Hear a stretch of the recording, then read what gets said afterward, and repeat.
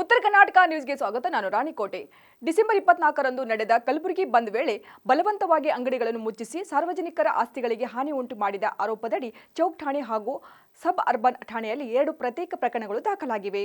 ಹೌದು, ಶಹಾಬಾಜಾರ್ ಬಡಾವಣೆಯಲ್ಲಿ ಅಂಚೆ ಕಚೇರಿ ಸಿಬ್ಬಂದಿಯ ಕರ್ತವ್ಯಕ್ಕೆ ಅಡ್ಡಿಪಡಿಸಿ ಬಲವಂತವಾಗಿ ಶಟರ್ ಬಂದ್ ಮಾಡಿಸಿದ ಆರೋಪದಡಿ 6 ಜನರ ವಿರುದ್ಧ ಚೌಕ್ ಠಾಣೆ ಪೊಲೀಸ್ ಠಾಣೆಯಲ್ಲಿ ಪ್ರಕರಣ ದಾಖಲಾಗಿದೆ. ಇನ್ನು ಕಲಬುರಗಿ ಹೊರವಲಯದ ಬೇಲೂರು ಕ್ರಾಸ್ನಲ್ಲಿ ಸಾರ್ವಜನಿಕರ ವಾಹನಗಳ ಮೇಲೆ ದಾಳಿ ಮಾಡಿದ ಆರೋಪದಡಿ 5 ವಿರುದ್ಧ ಸರ್ಬನ್ ಪೊಲೀಸ್ ಠಾಣೆಯಲ್ಲಿ ಪ್ರಕರಣ ದಾಖಲಾಗಿದೆ.